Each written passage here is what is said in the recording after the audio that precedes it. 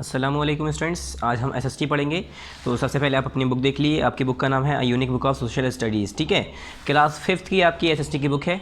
तो chapter start करने से पहले हर बार की तरह आपको कंटेंट ओपन करके इसका सिलेबस दिखा देते हैं। तो जल्दी से सभी बच्चे क्या करेंगे, इसका कंटेंट ओपन करेंगे। एज़ ऑलरेडी हमने बता रखा है आपको कि आपके एनुअल सिलेबस में, एनुअल एग्ज़ाम में कितना है। तो ये देखिए, हमने पिछली बार जब आपको चैप्टर नंबर 14 पढ़ाया था, पार्ट नंबर 14 में, तब हमने बताया था कि आपके कितने चैप्टर हैं और कौन कौन से चैप्टर हैं। हमारे बाकी चैप्टर कितने थे, यहाँ पर 6 चैप्टर थे, 14, 15, 16, 17, 18, 19, 1, 2, 3, 4, 5, 6। ठीक है, 1, 2, 3, 4, 5, 6, 6 चैप्टर आपके बाकी थे। मगर एक चैप्टर हमने इसमें से कटवा दिया था क्योंकि ये काफ़ी आसान चैप्टर है, आप घर पे भी पढ़ सकते हैं। ठीक है, तो एग्ज़ाम में नहीं है ये, हमारे एग्ज़ाम में हमारे ये नहीं है।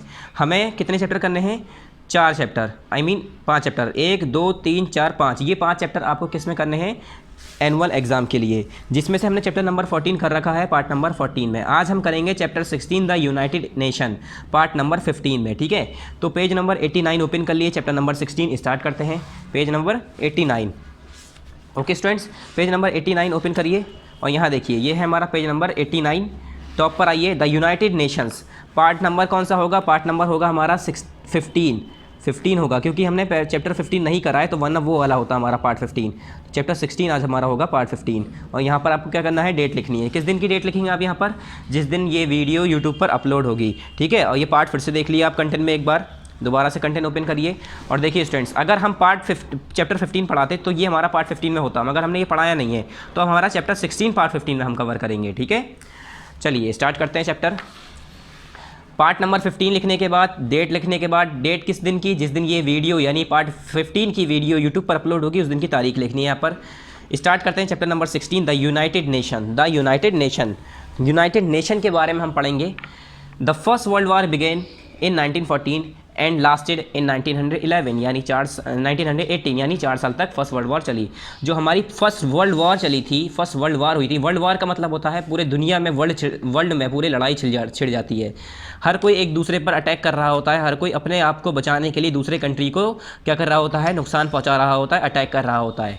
ठीक है, तो जो पहली वर्ल्ड वॉर हुई थी वो 1914 में हुई थी, और जब ख़त्म हुई वो तो 1918 में, यानी 4 साल तक जंग चलती रही, लड़ाई होती रही। In this war, there was mass destruction of life and property, which led to a worldwide desire for peace. इस लड़ाई में, इस जंग में क्या हुआ, एक बहुत बड़ा तूफान सा आ गया और पूरी जिंदगियां और प्रॉपर्टीज़ का बहुत ज़्यादा नुकसान हुआ। ठीक है, पूरे वर्ल्ड वाइड में। और फिर क्या हुआ, which led to a world wide desire for peace. फिर सारे दुनिया के लोग ने सोचा कि हमें जो है अब शांति की ज़रूरत है। हर कोई ये चाहने लगा कि अगर ऐसे ही लड़ते रहे तो सब मरेंगे।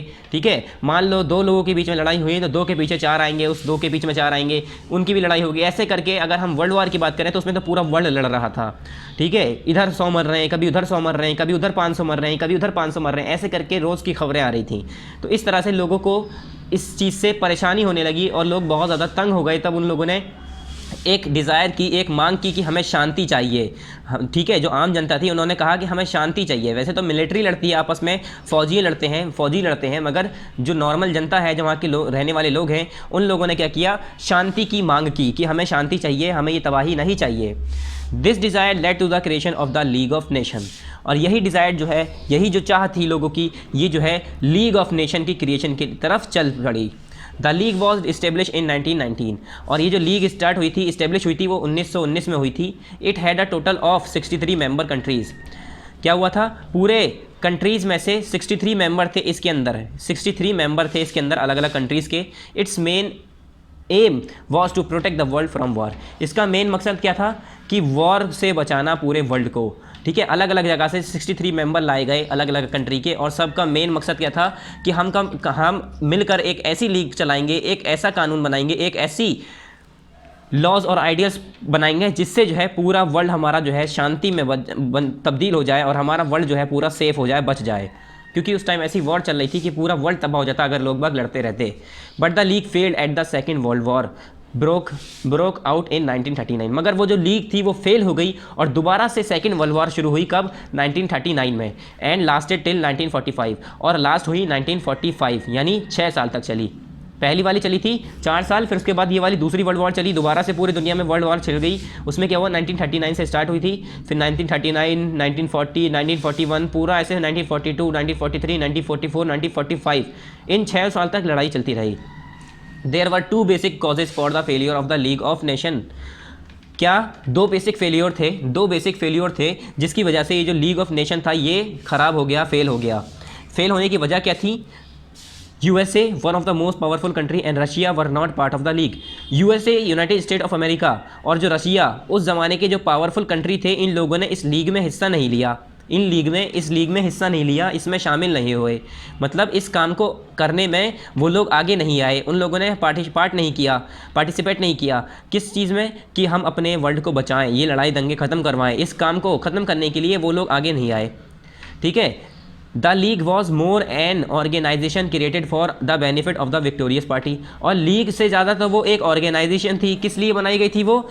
कि वो विक्टोरियस पार्टी के लिए फ़ायदेमंद हो। ज़्यादातर लोग जो है लीग बना के बैठे थे और उसमें अपना भी फ़ायदा ढूंढ रहे थे, तो इसकी वजह से भी वो लीग ख़राब हो गई। फॉर्मेशन ऑफ द यूएन, फिर बाद में यूएन का फॉर्मेशन हुआ, यूनाइटेड नेशन का फॉर्मेशन हुआ।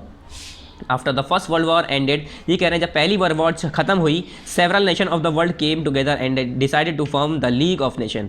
तो कुछ वर्ल्ड के अलग अलग जगह के लोग बाग आए, नेशंस आए निकल कर, और उन लोगों ने डिसाइड किया हम लीग ऑफ नेशन बनाएंगे। The aim of the organisation was to peacefully resolve the dispute between various countries through discussion instead of war. और इसका मकसद क्या था? कि अगर कोई भी 2 कंट्री या 3 कंट्री या 4 कंट्री, किसी भी 2 कंट्रीज़ के बीच में या किसी भी कंट्रीज़ के बीच में क्या हो रहा है, अगर किसी भी तरह की डिस्प्यूट्स आ रहे हैं, मतलब लड़ाई हो रही है, किसी भी तरह का मैटर आ रहा है, तो वो कंट्री के बीच में, वेरियस कंट्रीज़ के बीच में जो आ रहे हैं, वो डिस्कशन के थ्रू, बातचीत से सुलझाया जाएगा, ना कि वॉर से। ठीक है, लड़ाई दंगों से नहीं, बातचीत से हम लोग मैटर सुलझाएंगे। इन लोगों का मकसद ये था।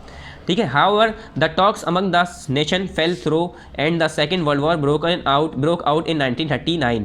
फिर क्या हुआ? जो ये बातचीत थी, ये जो नेशंस के बीच में ये टॉक की बात थी, ये बिल्कुल गिर गया, ये बात ख़त्म हो गई, मतलब ये चीज़ नहीं चली, और दूसरी वर्ल्ड वॉर छिड़ गई 1939 में।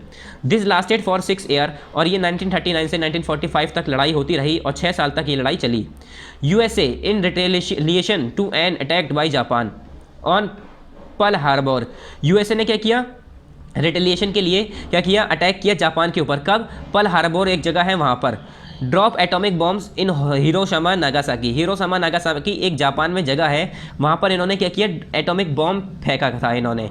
एटॉमिक बॉम्ब फेंकने की वजह से ये कहा जाता है, जब फेंका था 1939 की बात कर रहे हैं हम, ठीक है, सेकंड वर्ल्ड वॉर की बात कर रहे हैं, उस ज़माने में इन्होंने क्या किया? एटॉमिक बॉम्ब फेंका। और एटॉमिक बॉम्ब जब इन्होंने सेकेंड वर्ल्ड वॉर में फेंका था, सोच लिए 1000 की बात कर रहे हैं, 1939 की बात कर रहे हैं, 1998। अब ये क्या चला है? 2020 चल रहा है, 2021 चल रहा है अब।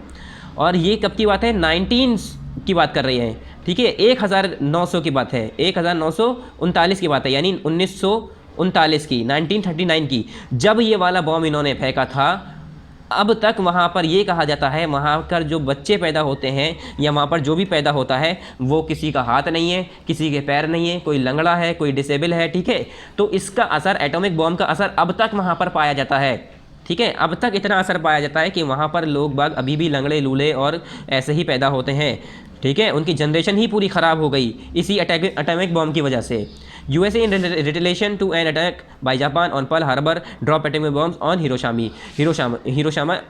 Hiroshima Nagasaki. क्या हुआ? जो यूएसए था उसने बदला लेने के लिए जापान से क्या किया? उसने हिरोशिमा नागासाकी में, जो जापान में, जो जापान से जो बदला लेने के लिए क्या किया?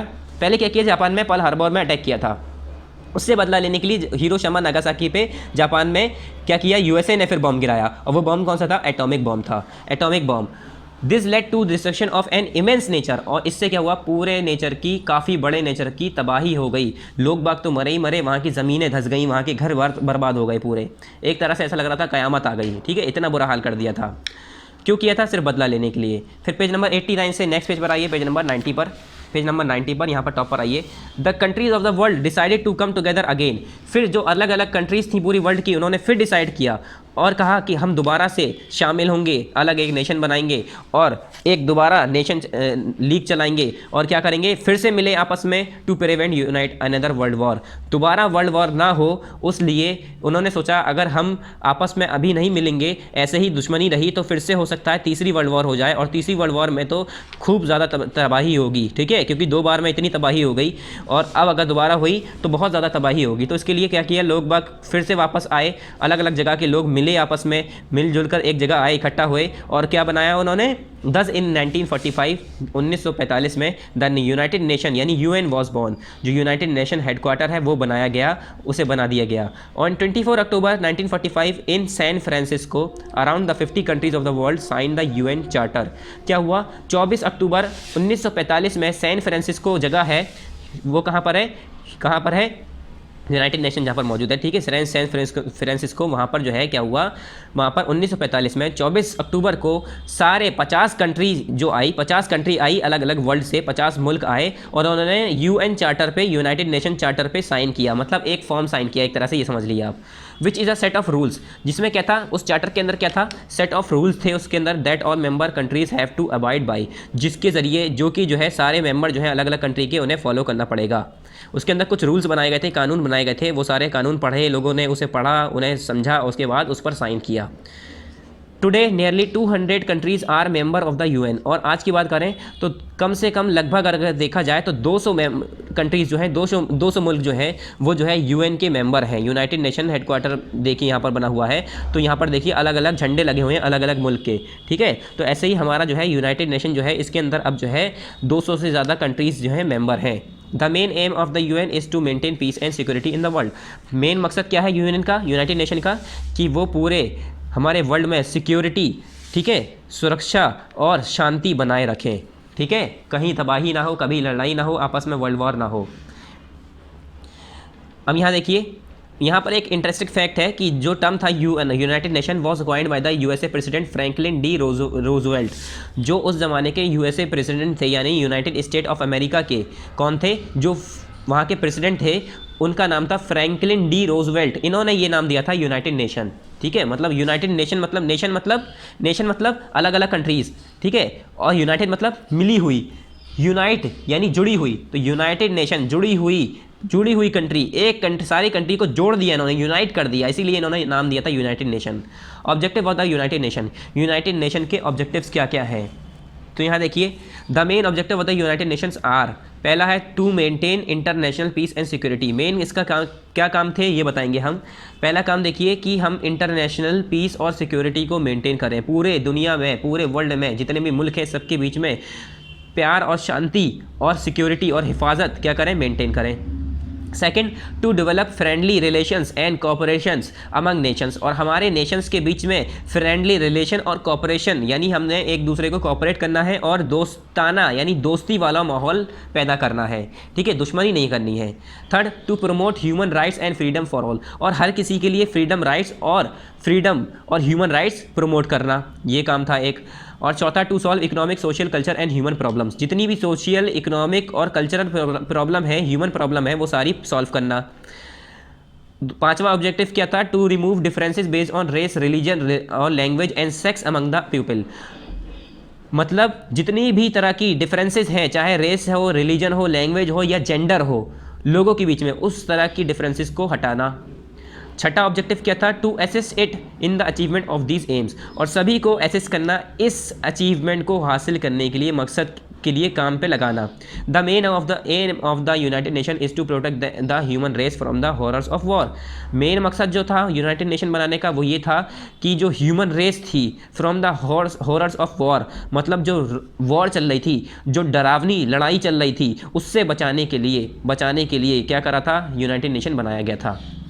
Today the UNO has been able to achieve many of its goal, और ये कह रहे हैं जो आजकल के ज़माना है, यूनाइटेड नेशन ऑफ ऑर्गेनाइजेशन जो है, ये ऑर्गेनाइजेशन यानी यूनाइटेड नेशन जो है, आज के ज़माने में, आज के टाइम में अगर बात करें, इसने काफ़ी गोल अपना अचीव कर लिया है, काफ़ी काम इसने, काफ़ी मकसद अपना पूरा कर लिया है। It is yet to solve many other problems of the world, और अभी मगर काफ़ी प्रॉब्लम रह गई है जो कि वर्ल्ड की बाकी है, जैसे कि इलिटरेसी यानी कुछ लोग पढ़े लिखे नहीं है, पॉवर्टी यानी गरीबी, पुअर हेल्थ मतलब कमज़ोर लोग, ठीक है, जो सेहतमंद नहीं है, बीमार है, तो ये सारी चीज़ें अभी नहीं आ पाई हैं। इंक्रीज़ इन पॉपुलेशन में बढ़ोतरी जो हो रही है, इंक्रीज़ हो रही है, उसे ये सारी चीज़ें अभी यूएनओ के ज़रिए सुधारी नहीं गई है।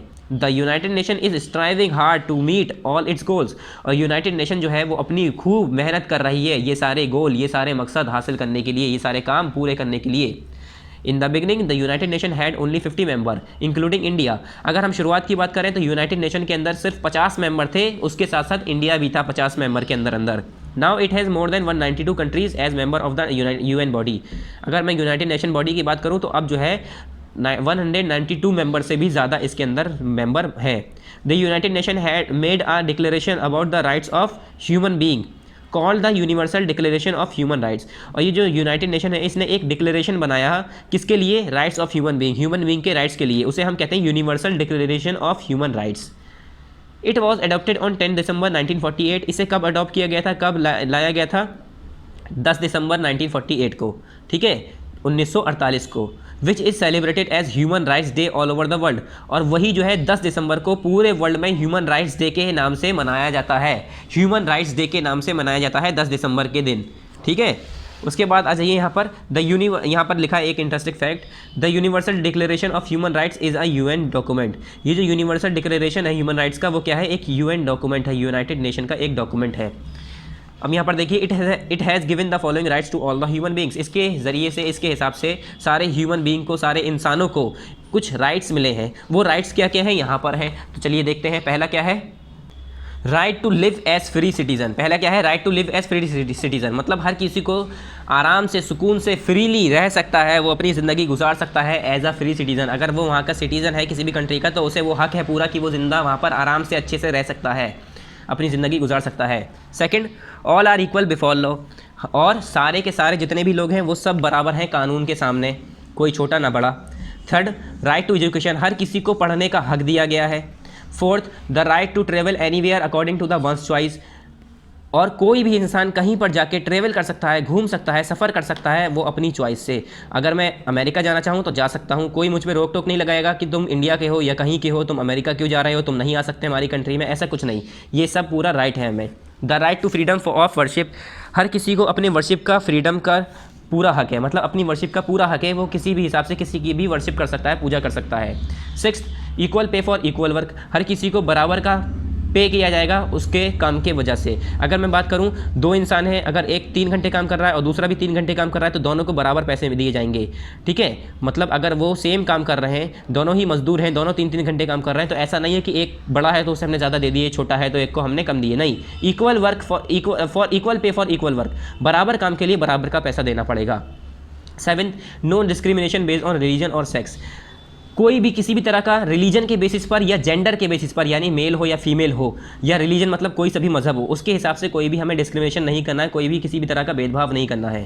8, फ्रीडम ऑफ थॉट, हमें सोचने का, समझने का, हमें थॉट है, मतलब हमें आज़ादी है, पूरी फ्रीडम है कि हम अपने हिसाब से कुछ भी सोच सकें, कुछ भी बात कर सकें। The headquarter of the UNO are located at New York in the United States of America, और जो UNO का हेडक्वार्टर है वो कहाँ पर मौजूद है, न्यूयॉर्क में। कहाँ पर, यूनाइटेड स्टेट ऑफ अमेरिका, जो अमेरिका है, अमेरिका के अंदर न्यूयॉर्क है, वहाँ पर मौजूद है UNO का हेडक्वार्टर, ठीक है। अभी जो मैंने आपको वहाँ पर फोटो दिखाई थी।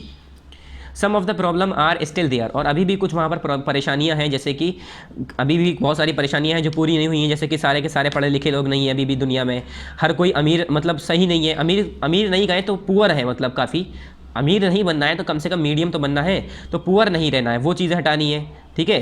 तो United nation is working sincerely to help the human race in its growth, मगर अभी भी जो है ये जो यूनाइटेड नेशन है, UN जो है, ये अभी भी पूरी अपनी मेहनत कर रही है, पूरा काम कर रही है, किस लिए कि जो ह्यूमन रेस है, जो ह्यूमन जनरेशन है, उसकी ग्रोथ हो सके और उसका डेवलपमेंट हो सके, बढ़ोतरी हो सके।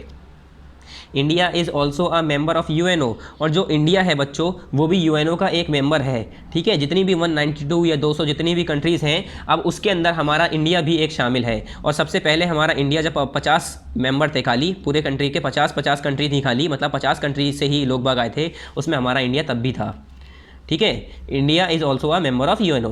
It was among the first 50 nation who sign the United Nations charter, और जब यूनाइटेड नेशन चार्टर सबसे पहले 50 कंट्री जब साइन कर रही थी तो उसमें हमारा कंट्री भी था, 50 कंट्री में हमारा कंट्री इंडिया भी था शामिल। अब नेक्स्ट आ जाइए बच्चों इसकी एक्सरसाइजेस पर। तो पहली है हमारी यहाँ पर टिक द करेक्ट ऑप्शंस, जो कि हमें किस में करनी होती है, बुक में ही करनी होती है, ठीक है। तो इसे हम बुक में ही करेंगे। पहला है the league of nation was establish in the year, जो लीग ऑफ नेशन है वो किस साल में इस्टेब्लिश की गई थी, तो कब की गई थी वो, कब की गई थी, जो हमारी लीग ऑफ नेशन है वो कब की गई थी, 1940 में तो हमारी वर्ल्ड वॉर खत्म हुई थी, फिर 1919 में क्या हुआ था, हमारी क्या हुई थी, 1919 में लीग जो है इस्टेब्लिश की गई थी। तो यहाँ लगाएंगे डी पर, ठीक है, डी पर लगाएंगे, डी हो गया हमारा 1919, ये हो गया इसका सही आंसर। फिर नेक्स्ट पेज पर आइए, नेक्स्ट पेज पर देखिए, दूसरा है हमारा यहाँ पर, on which of the following cities United States of America drop atomic bomb. Atom bomb जो था वो किस सिटी पर, किस शहर पर, किस सिटी पर फेंका गया था। तो हिरोशिमा और नागासाकी ये जापान के शहर हैं, वहाँ पर फेंका गया था। तो इसका क्या हो गया, ए और बी दोनों, तो यहाँ पर हो गया बोथ ए एंड बी, ठीक है, both A and B. Hiroshima और नागासाकी दोनों जगह कहाँ पर है, जापान में है, वहाँ पर एटम बम फेंका था किसने, अमेरिका ने। तो ये क्या हुआ, इसका दोनों आंसर हो गया बोथ ए एंड बी, तो इसका हो गया डी। इस पर टिक लगाने के बाद थर्ड देखिए, the United Nation maintains dash in the world. जो यूनाइटेड नेशन है वो उसने क्या मेंटेन किया वर्ल्ड के अंदर, डिसिप्लिन, ट्रस्ट, पीस या नन ऑफ दीज। तो वो क्या मेंटेन करने के लिए बनाया गया था, पीस, शांति मेंटेन करने के लिए। जो फालतू की लड़ाइयाँ चल रही थी, तबाही हो रही थी, उसे शांत करने के लिए, शांति मेंटेन करने के लिए क्या किया था, यूनाइटेड नेशन बनाया गया था, ठीक है। तो बी हो गया इसका पीस, थर्ड का हो गया बी। फोर्थ देख लिए, the headquarter of the UNO are located at. ये कह रहे हैं जो यूएनओ का हेडक्वार्टर है वो कहाँ पर है, रशिया में है, न्यूयॉर्क में है, जापान में है, चाइना में है। तो कहाँ पर है जो हेडक्वार्टर है यूएनओ का, वो कहाँ पर है, न्यूयॉर्क के अंदर है। क्या हो गया, सी हो गया इसका न्यूयॉर्क, ठीक है, न्यूयॉर्क के अंदर है यूएनओ का हेडक्वार्टर। तो आप इस पर टिक लगा दिए सी पर। फिर इसे करने के बाद आ जाइए फिल इन द ब्लैंक्स पर। Fill in the blanks using help box, यहाँ पर हेल्प बॉक्स दिया है, इससे इस्तेमाल करके हमें ब्लैंक्स को फिल करना है। ब्लैंक कहते हैं खाली जगह, खाली जगह की पूर्ति करनी है, आई मीन फिल करना है, पूरा करना है। चलिए पहला देखिए, the United Nations was born in. जो यूनाइटेड नेशन है वो कब बॉर्न हुआ था, 1945 में, 1945 में। यहाँ पर देखिए शुरुआत में ही यहाँ पर इन्होंने दिया था, यहाँ पर देखिए ये यहाँ पर क्या हुआ था, 1939 में ख़त्म हुआ था दूसरी वर्ल्ड वॉर। उसके बाद 1945 में क्या हुआ था, 1939 से स्टार्ट हुआ था, 1945 तक हमारी दूसरी वर्ल्ड वॉर चलती रही। फिर 1945 में हमारा यूनाइटेड नेशन बॉर्न कर दिया गया, बना दिया गया, किस लिए, कि हम शांति ला सकें दुनिया में। तो यहाँ पर क्या होगा, यहाँ पर क्या होगा, 1949, बॉर्न इन 1949, 1945, ठीक है, 1949। उसके बाद क्या हुआ, सेकंड देखिए, उसके बाद सेकंड देखिए, सेकंड क्या है हमारा, the main aim of UN is to protect the human race and from war. किससे, मेन मकसद क्या था, मेन मकसद क्या था इसका यूएन का, कि ह्यूमन रेस को प्रोटेक्ट करना है, किससे, वॉर से, यानी लड़ाई से, जंगों से, अब ये जो तबाही हो रही थी इससे। तो इसका पहला ये हो गया, दूसरा ये हो गया। आपको यहाँ पर नंबर नहीं लिखने, आपको ये फिल करना है, ऐसा मत करिएगा नंबर लिख के छोड़ दें, ठीक है। थर्ड है, in the beginning the United nation had only dash member including India. शुरुआत में कितने मेंबर थे, 50 मेंबर थे, यानी ये वाला हो गया तीसरा, 50 मेंबर थे शुरुआत में, ठीक है। फिर fourth, the main aim of the UN is to maintain dash and dash in the world. Main मकसद क्या था, मेन मकसद क्या था यूएन का, कि वो क्या मेंटेन करे, पीस यानी शांति और सिक्योरिटी और हिफाजत मेंटेन करे पूरे वर्ल्ड के अंदर, सिक्योरिटी, ठीक है, ये हो गया हमारा security, peace and security in the world. ये करने के बाद आ जाइए हमारे ट्रू फॉल्स पे। Write T for true and F for the false statement. True false करना है हमें। पहला क्या है हमारा, मतलब जितने भी ट्रू फॉल्स हैं उसमें हमें टी और एफ यूज़ करना है, ठीक है, पूरा नहीं लिखना है। पहला क्या है, the world face 2 worlds war. ये कह रहे हैं जो हमारा वर्ल्ड है उसमें 2 वर्ल्ड वॉर हुई थी, उसमें 2 वर्ल्ड वॉर देखी गई हैं। तो ये क्या है, ट्रू है। एक फर्स्ट वर्ल्ड वॉर, एक second world war, 2 world war देखी जा चुकी हैं, तो ये क्या हो गया, true. Second, the only aim of the UN is to provide better health condition. ये कह रहे हैं यूएन का खाली मकसद यही था कि वो पूरे दुनिया में बेटर, अच्छी हेल्थ कंडीशन प्रोवाइड करें। तो ये क्या है, ये फॉल्स हो गया। ये तो मेन मकसद था ही नहीं, मेन मकसद था कि शांति लाना, ये तो है, ये भी है, मगर खाली मेन मकसद नहीं है। ये कह रहे हैं खाली यही एम था, खाली यही मकसद था, खाली यही मकसद नहीं था, बहुत सारे मकसद थे, मगर जो मेन मकसद था वो था हमारा प्रोटेक्ट करना, हमें सिक्योरिटी लाना और पीस, शांति यानी शांति लाना पूरे दुनिया में। तो ये मेन मकसद नहीं था कि हर किसी को हेल्दी बनाया जाए, हर कोई अच्छा हेल्दी रहे, ये मेन मकसद नहीं था, ठीक है। तो ये क्या हो गया, फॉल्स। खाली यही मकसद नहीं था, बहुत सारे मकसद थे, बहुत सारे एम थे, तो ये फॉल्स हो गया। थर्ड, ये मकसद था मगर ओनली की बात कर दी, मतलब खाली यही था, खाली यही नहीं था, बहुत सारे ऐसे काम करे थे उन्होंने। Third, the second world war ended in 1945। ये कह रहे हैं जो दूसरी वर्ल्ड वॉर हुई थी वो 1945 में एंड हुई थी। क्या, 1945 में एंड हुई थी, तो ये क्या है, ट्रू है। 1945 में हमारी दूसरी वर्ल्ड वॉर खत्म हुई थी।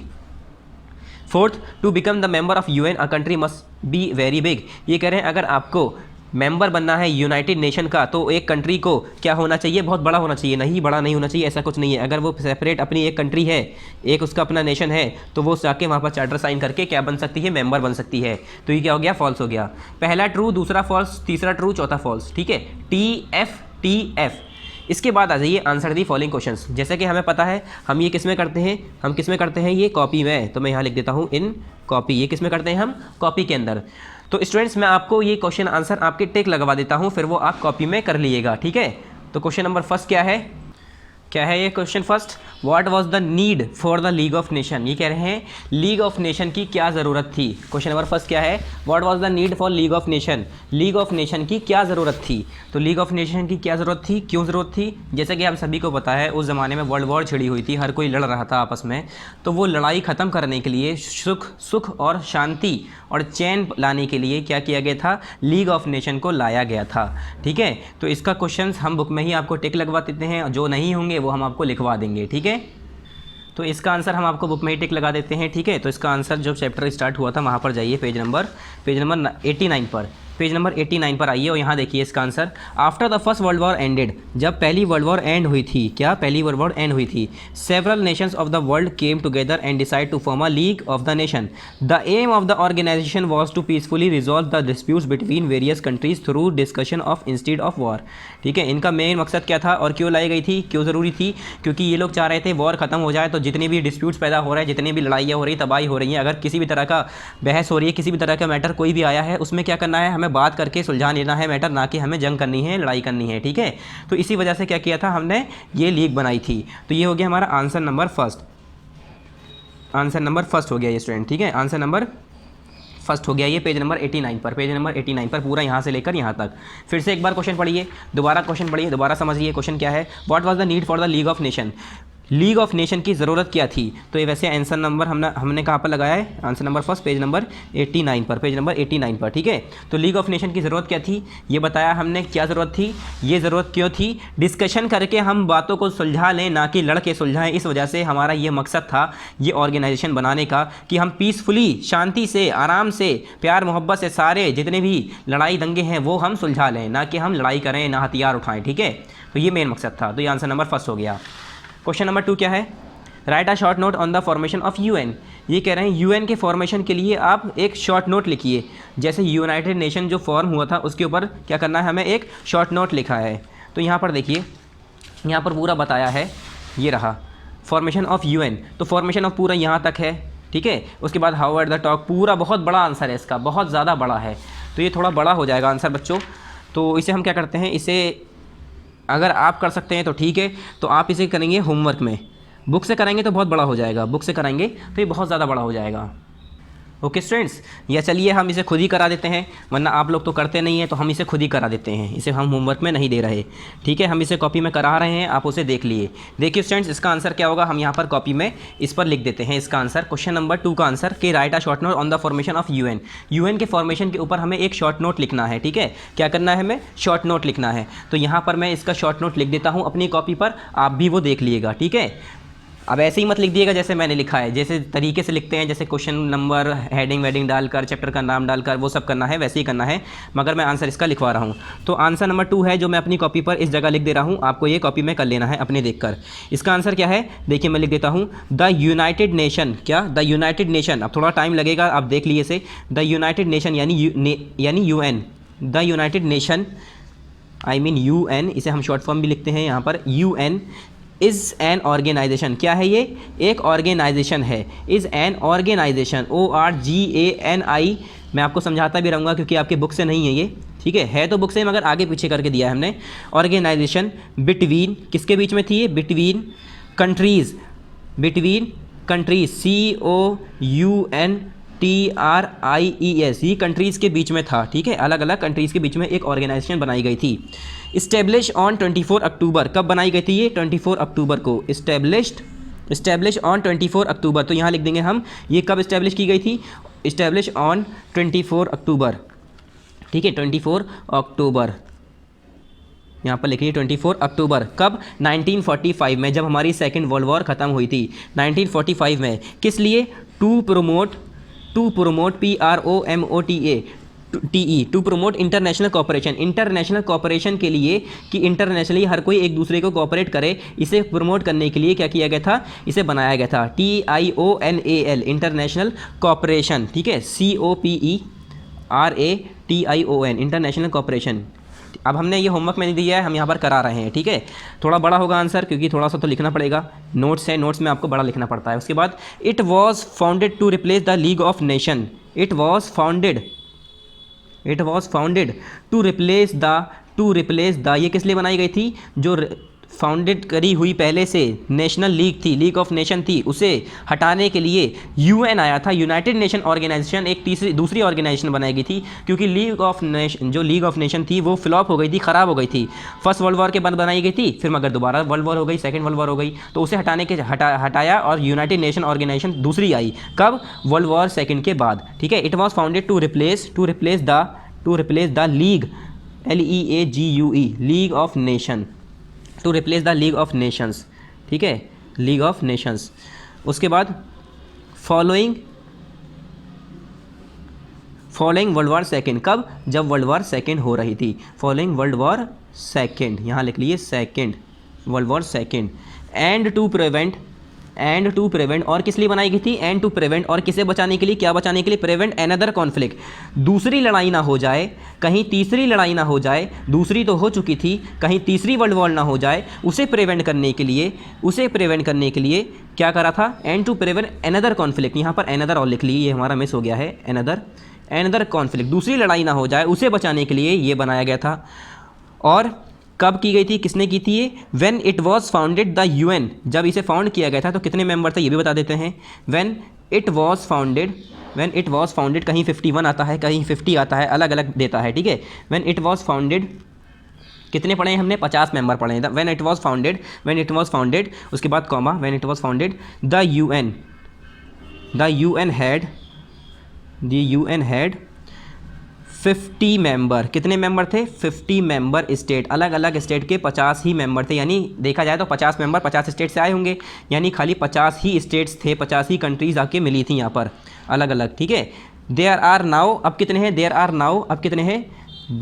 नाउ 193 से भी ज़्यादा हैं वैसे देखा जाए तो, ठीक है। अब कितने हैं, 193 हैं, पहले कितने थे, पहले सिर्फ 50 मेंबर थे, तो ये हमारा आंसर हो गया, आंसर नंबर 2, ठीक है। यहाँ से देखिए, the United Nation is an organization between countries establish on 24 October 1945 to promote international cooperation. It was founded to replace the league of nation following world war second and to prevent another conflict. उसके बाद when it was founded the UN had 50 member states, there are 193, now there are 193, ठीक है। अब क्या लिखेंगे, now there are 193, यहाँ पर एक और वर्ड लिख लीजिए, यहाँ पर नाउ और लिख लीजिए, नाउ मतलब अब कितने हैं, 193, नाउ देयर आर 193, यहाँ पर आंसर नंबर 2 कंप्लीट हो गया, ठीक है। हम जो बुक में होंगे बुक में करा देंगे, जो कॉपी में होंगे कॉपी में करा देंगे। चलिए अब क्वेश्चन नंबर 3 देखते हैं। क्वेश्चन नंबर 3 क्या है, what are the main objective of United nation, United nation का मेन ऑब्जेक्टिव क्या था, मेन मकसद क्या था, क्यों बनाया गया था। तो आंसर नंबर 3 देखिए, ऑब्जेक्टिव ऑफ यूनाइटेड नेशन, यहाँ पर the main objective of United Nation are, यहाँ से आंसर होगा the main objective of United Nation are के बाद पहला ये, दूसरा ये, तीसरा ये, ठीक है। उसके बाद पांचवा ये, बस 5 लिख लिए, उसके बाद लिख लीजिएगा एक्सेट्रा, ETC एक्सेट्रा, ये क्या हो गया, आंसर नंबर 3 हो गया, आंसर नंबर 3 हो गया स्टूडेंट्स, ये पूरा यहाँ से यहाँ तक आंसर नंबर 3 हो गया यहाँ तक, ठीक है। यहाँ तक आंसर नंबर 3 हो गया हमारा। कहाँ से स्टार्ट होगा, यहाँ से, the main objective of the United Nation are, फिर पहला लिखिएगा, दूसरा, तीसरा, चौथा, और ये पाँचवा, चौथा ही लिखिएगा, खाली 4 ही लिखिएगा, ठीक है, ज़्यादा बड़ा नहीं करना है। किस पर है, पेज नंबर 90 पर आंसर नंबर 3। तो चलिए यहाँ पर पेज नंबर लिख देते हैं हम, यहाँ पर आप लिख दिए पेज नंबर 90। फिर क्वेश्चन नंबर 4 इसका, what are the rights given in the declaration of human rights. ये कह रहे हैं जितने भी डिक्लेरेशन ऑफ ह्यूमन राइट्स हमने, जिसमें ह्यूमन राइट्स के अंदर जितने भी राइट्स डिक्लेयर किए गए हैं, बताए गए हैं, वो कौन कौन से राइट्स हैं। तो ये बताया था मैंने यहाँ पर, it has given the following rights to all the human being, सारे ह्यूमन बीइंग को इसने कुछ फॉलोइंग राइट्स दिए हैं। यहाँ पर ये देखिए, ये लिखना है आपको, it has given the following rights to all the human beings. पहला है right to live as free citizen, दूसरा है all are equal before law, तीसरा है राइट टू एजुकेशन, ठीक है, चौथा है the right to travel anywhere according to one's choice, the right to freedom of worship, fifth, ठीक है। उसके बाद आपको यहाँ पर लिख देना है एक्सेट्रा, बहुत सारे हैं। यहाँ तक क्या हो गया, ये क्या हो गया, आंसर नंबर 4। क्या हो गया, आंसर नंबर 4। कहाँ से कहाँ तक, यहाँ से लेकर यहाँ तक, ठीक है, यहाँ से लेकर यहाँ तक हमारा आंसर नंबर 4 हो गया। आंसर नंबर 4 यहाँ से पूरा यहाँ तक हो गया। ठीक है स्टूडेंट्स, ये पांचों पॉइंट लिखने हैं। पहले ये लिखना है यहाँ से यहाँ तक, उसके बाद 1 2 3 4 5 5 तक लिखने हैं यहाँ पर। पेज नंबर क्या है, पेज नंबर क्या है, पेज नंबर 91। तो मैं यहाँ पर लिख देता हूँ पेज नंबर कौन सा है क्वेश्चन नंबर 4 का, पेज नंबर 91। इसी के साथ हमारा यहाँ पर चैप्टर कंप्लीट हो गया है। ठीक है स्टूडेंट्स, हमारा यहाँ पर चैप्टर कंप्लीट हो गया है। ये मैंने कॉपी में नहीं कराया है, आपको खुद करना है। मैंने टिक लगवाया है, ये भी टिक लगवाया है, ये भी टिक लगवाया है। ये मैंने कॉपी में करके दिखा दिया, एक बार दोबारा दिखा देता हूँ।